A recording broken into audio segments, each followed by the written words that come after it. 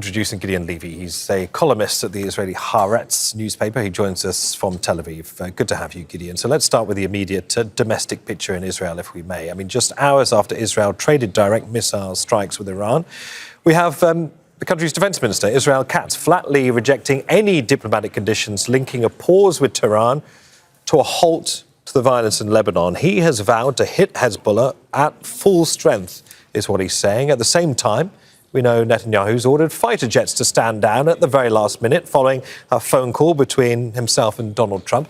How do we square these two positions on compromising military strength with Donald Trump's assertion that he, not Netanyahu, calls the shots? I think reality is quite clear, Niv, because Israel is not in a position to say no to Donald Trump, and for sure Benjamin Netanyahu is not in a position to say no. The Israeli dependence on the United States right now reached an unprecedented stage. Israel cannot attack Iran without the United States. Israel is almost a pariah state, isolated and in a very bad international position, and it cannot lose its last ally. And therefore, the Minister of Defense, what he says is aimed at the Central Committee of his party, not anywhere else. He is thinking about the next primaries. But the reality on the ground is that whatever Donald Trump will tell Netanyahu will have to do exactly as Donald Trump phrased it.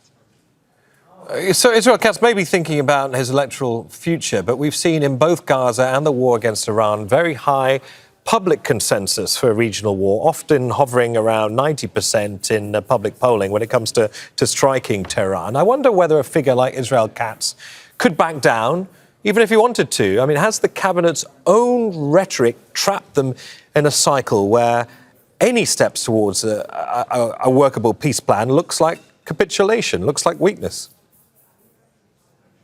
So you see, Niv, traditionally in Israel, you can much easier to get consensus or major majority for launching another war rather than any diplomatic agreement. This is very regretful, but that's a matter of fact. The support in the war in Iran was unprecedented, really a North Korean figure of 93% support. But I have the feeling that right now this support is decreasing. There is some kind also of fatigue in Israel. And in the same time, slowly, much too slowly, Israelis start to realize that all these reforms were for nothing. Nothing was achieved in Gaza, nothing is achieved in Lebanon, and nothing was achieved in Iran.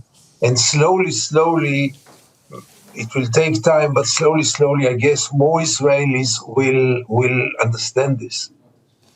We know that behind closed doors in the Security Cabinet, National Security Minister Itamar Ben-Gvir he's openly revolted against Donald Trump's pressure. He's been telling Netanyahu that Israel needs to stand our ground, is the phrase he used, and fight tooth and nail.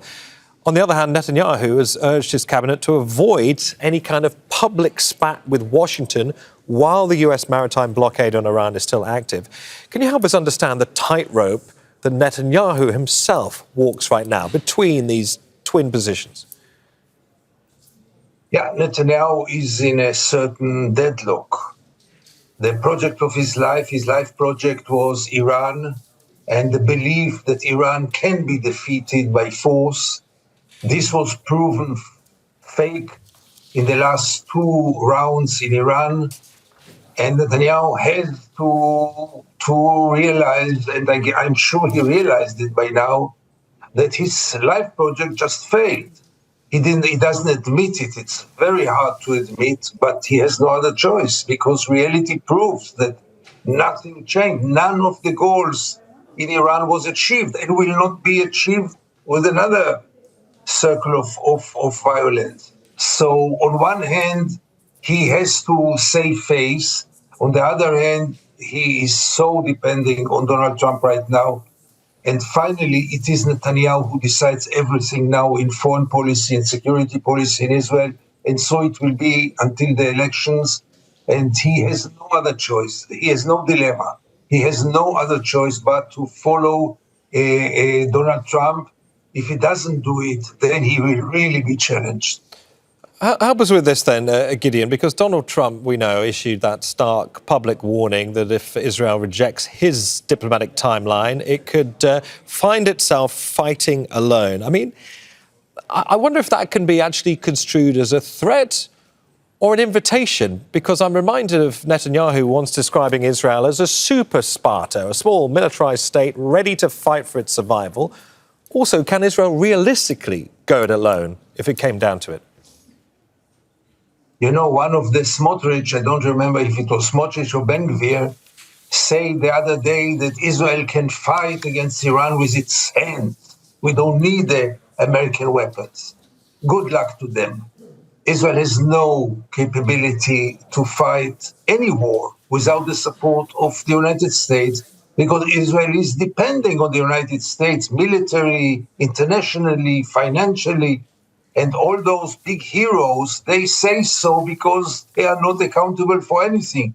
They can say, let's go against Donald Trump and let's fight with our own force. And then when the first spare parts of the first jet will not be supplied, what will they do then? So, you know, it's one thing to spread all kind of hollow, stupid, and in many ways really evil declarations about we can do it by ourselves.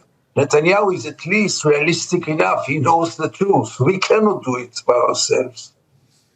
Gideon, good to have you on the programme. Gideon Levy of the Israeli newspaper Haaretz. Thanks for joining us, Gideon.